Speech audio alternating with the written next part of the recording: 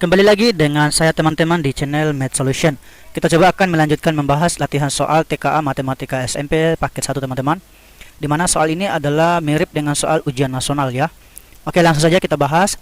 Sebuah mobil dapat menempuh jarak tertentu dalam waktu 6 jam dengan kecepatan 60 km per jam. Jika motor ingin menempuh jarak yang sama dalam waktu 5 jam, maka kecepatan rata-rata motor adalah titik-titik. Oke, sebenarnya ini tidak terlalu rumit ya teman-teman. Kita harus mencari dulu jaraknya itu teman-teman ya, untuk 6 jam dengan kecepatan 60 km per jam. Nah, di mana rumus kecepatan? Saya tulis dulu rumusnya teman-teman supaya teman-teman bisa hafal ya. Nah, rumus kecepatan ya disingkat dengan V ya. Rumusnya adalah jarak, di mana jarak itu S, dan waktu itu adalah disingkat dengan T. Nah, seperti ini teman-teman. Selanjutnya, karena yang dicari di sini adalah yang dicari adalah jarak ya, maka untuk mencari jarak yaitu S, yaitu kalau S itu sama dengan ya, di sini jadinya kalikan antara si V dengan si T. Nah, gitu teman-teman. Dimana S itu kan jarak teman-teman ya. Nah, V itu adalah kecepatan. Nah, kecepatannya di sini itu kan 60 km per jam. Jadi kan saya tulis 60 km per jam. Gitu kan ya. Kemudian dalam waktu 6 jam, berarti kita kali aja dengan 6 jam. Nah, sekarang untuk mencari lagi S-nya ini sama dengan 60 kita kali aja dengan 6, berarti didapat 360. Nah, tentu satuannya untuk yang jam ini hilang. Artinya didapat jaraknya itu 360 km. Gitu teman-teman. Nah, karena yang ditanyakan lagi di sini jarak yang sama. Saya ulangi, jika motor ingin menempuh jarak yang sama, maka jaraknya juga ini teman-teman dalam waktu 5 jam. Nah, maka kecepatan rata-rata motor itu berapa? Nah, untuk kecepatan motor yang kedua ini ya, motor itu sama dengan ya, tentu kita pakai rumus ini ya, yaitu S dibagi dengan T. Nah, T di sini yaitu T-nya si motor ini. Berarti ini jadinya S-nya adalah 360 km. Oke. Kita bagi dengan 5 jam. Nah, gitu. Maka ketika kita bagi ini teman-teman, itu diperoleh ya 72 km per jam. Nah, gitu teman-teman. Maka opsinya kalau kita lihat jawabannya bravo. Oke, seperti itu teman-teman. Sekarang kita lanjut nomor 6. Maaf ya, nomor 7 kita lanjut. Sebuah garis dengan titik ujung A 3,6 dan ujung B 8,2 ditranslasikan dengan T min 4, min 2. Lalu direfleksikan terhadap garis Y sama dengan X. Bayangan akhir dari ujung garis adalah titik-titik. Nah, pembahasannya gini teman-teman. Pertama, kita mungkin tahu dulu apa itu translasi. Nah, gini, sedikit penjelasan dulu. Kalau translasi itu ya, mungkin saya buat gini dulu. Translasi. Nah, kalau translasi itu teman-teman, suatu koordinat titik X, Y gitu ya, saya buat begini. Kemudian kita mau translasikan terhadap A, B. Nah, gini ya. Nah, maka di sini akan menjadi bayangan X aksen dan Y aksen. Nah, untuk memperoleh X aksen Y aksennya ini ya, itu kita tambahkan aja koordinatnya ditambahkan dengan translasi A-nya dan koordinat Y-nya ditambahkan dengan translasi B-nya. Nah, inilah hasil dari bayangannya titik itu teman-teman. Oke, selanjutnya di sini katanya refleksi ya. Nah, untuk refleksi itu sendiri sebenarnya banyak rumusnya. Oke, saya gunakan aja terhadap garis Y sama dengan X ini teman-teman rumusnya. Oke, refleksi di sini yaitu suatu koordinat X, Y ya. Kemudian kita refleksikan, ditulis biasanya dia adalah R terhadap garis Y sama dengan X. Nah, maka bayangannya adalah X aksen dan Y aksen, gitu kan. Nah, sekarang untuk mencari X aksen Y aksen ini, karena Y sama dengan X, itu tinggal kita tukar aja teman-teman. Dimana X yang ini itu menjadi Y dan Y ini itu menjadi si X, gitu aja teman-teman. Oke, berdasarkan di soal ini, kita coba bahas. Soal ini menyatakan bahwa koordinat titik A, ya, mungkin saya buat di sini. Koordinat titik A, oke. Kemudian 3,6. 3,6 kita translasikan terhadap, oke. Translasi terhadap min 4, min 2. Oke. Lalu direfleksi. Nah, kita cari dulu bayangannya sih ini, teman-teman. Oke, ini menjadi bayangannya aksen tentunya. Nah, sekarang kita jumlah aja nih, 3 tambah min 4 itu diperoleh min 1.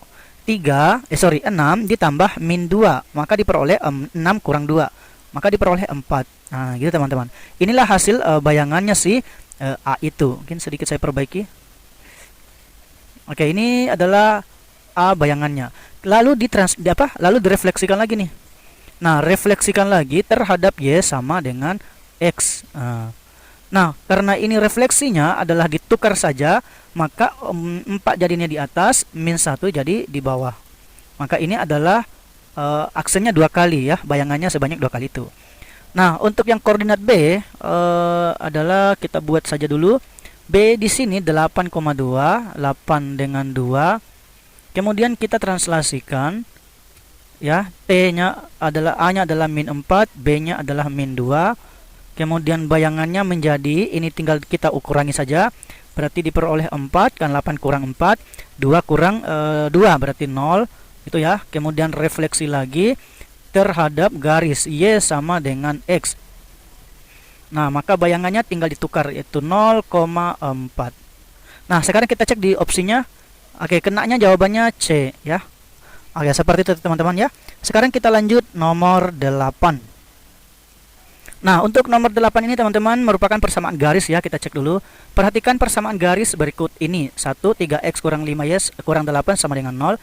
2, 10y kurang 6x tambah 5 sama dengan 0. 3, 4x kurang 8y tambah 7 sama dengan 0. 4, 2y tambah 5x kurang 12 sama dengan 0. Persamaan garis yang sejajar adalah. Nah, untuk mencari persamaan garis yang sejajar, cari aja gradiennya teman-teman. Oke, jika diketahui persamaan garis, oke, persamaan garis. Ini saya kasih rumusnya dulu teman-teman ya. Nah, yang pertama, jika persamaan garisnya berbentuk AX ditambah dengan BY, ya mungkin bolehlah kalau kita tambahkan dengan si C. Ya, sama dengan 0, mungkin seperti di 1, 2, 3, 4 ini. Maka untuk mencari gradiennya itu, ya, gradien itu rumusnya adalah minus koefisiennya si X yaitu A dibagi koefisiennya si Y yaitu B. Nah, gini aja teman-teman. Nah, sekarang kita cek. Oh ya, rumusnya lagi untuk persamaan garisnya yang berbentuk Y sama dengan AX ditambah dengan B. Maka untuk gradiennya kalau persamaan garisnya seperti ini teman-teman, diperoleh nilainya si A itu saja. Jadi di depannya si X saja yang diambil gitu ya. Nah, ada suatu lagi persamaan garis jika diketahui kurvanya teman-teman. Jadi bentuknya kayak gini. Nah, garisnya misalnya kayak gini ya. Misalkan di sini anggap koordinatnya adalah 0, A gitu ya, misal. Kalau misalnya ini koordinatnya adalah B, 0. Maka untuk gradiennya persamaan garisnya seperti ini ya, sama dengan minus, yaitu ambil ki koordinat yang di atas ini, yang koordinat Y-nya ini ya, yaitu si A ini, berarti minus A dibagi dengan B. Berdasarkan di pilihan ini teman-teman, maka untuk yang persamaan garis pertama ini memiliki gradien ya, gradien itu sama dengan ya minus dalam kurung koefisiennya si X itu 3 dibagi koefisiennya si Y yaitu minus 5. Maka ini diperoleh positif, jadinya 3/5 gitu ya. Oke, kita lanjut yang keduanya. Oke, kita langsung cari gradiennya. Gradien itu sama dengan 10y kurang 6x tambah 5 sama dengan 0, ini berarti minus.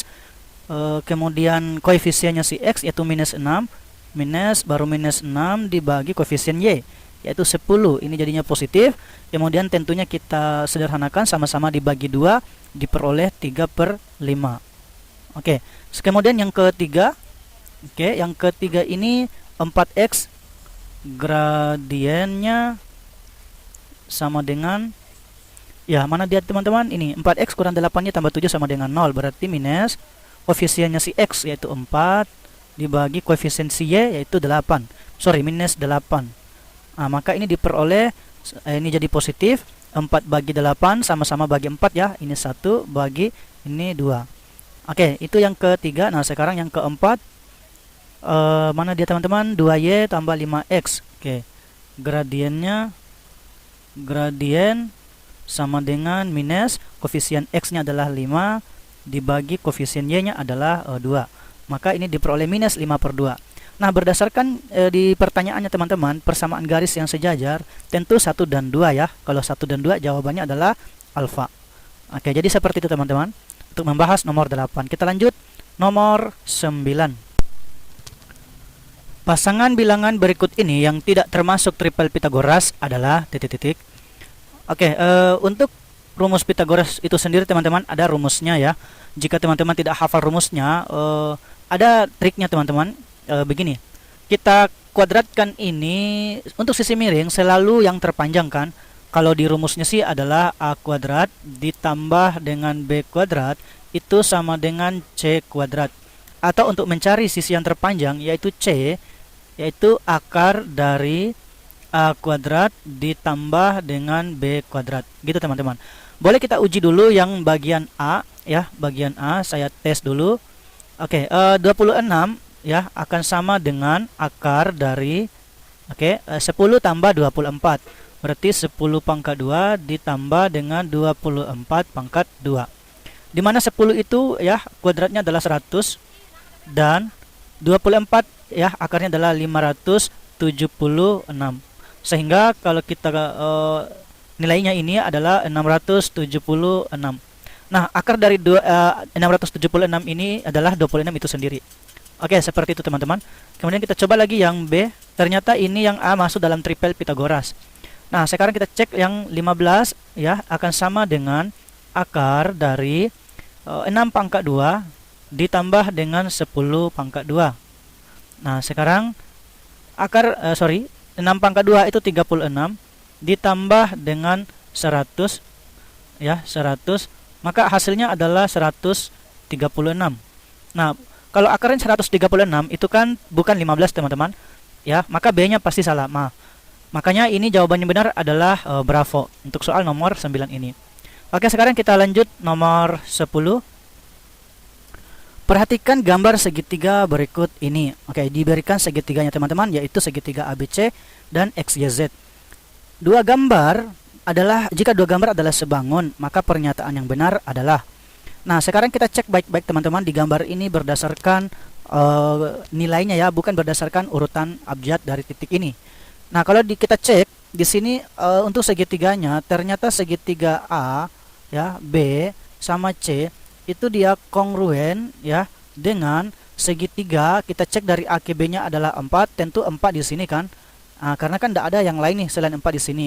Kemudian karena di sini 5, 4 adalah letaknya berdekatan ini, berarti A ini, maka A di sini teman-teman. Oke, sekarang kita cek A, B, C gitu kan. Nah, sedangkan ini harusnya adalah dari 4 ke A, berarti Y, Z, X gitu ya. Maka segitiga yang sebangunnya adalah segitiga Y, Z, dan X. Nah, artinya untuk sisi-sisi yang sama ini ya, yang sejajar, ini sebenarnya bukan bahasa sejajar ya, artinya yang sama panjangnya gitu. Oke, kalau yang sama panjangnya, maka panjang AB gitu ya harus sama dengan panjang ya, panjang apa dia teman-teman? Panjang YZ. Gitu. Kemudian panjang BC ya harus sama dengan BC, maka ZX. Gitu dilihatnya teman-teman. ZX. Kemudian panjang AC ya harus sama dengan YX. YX. Oke, sekarang kita cek teman-teman, ini rata-rata semuanya segitiga ABC semua ya. Nah, tinggal kita lihat yang sebangunnya ini, yaitu YZX. Ini kan YZX. Oke, Kemudian AB sama dengan YZ. Dia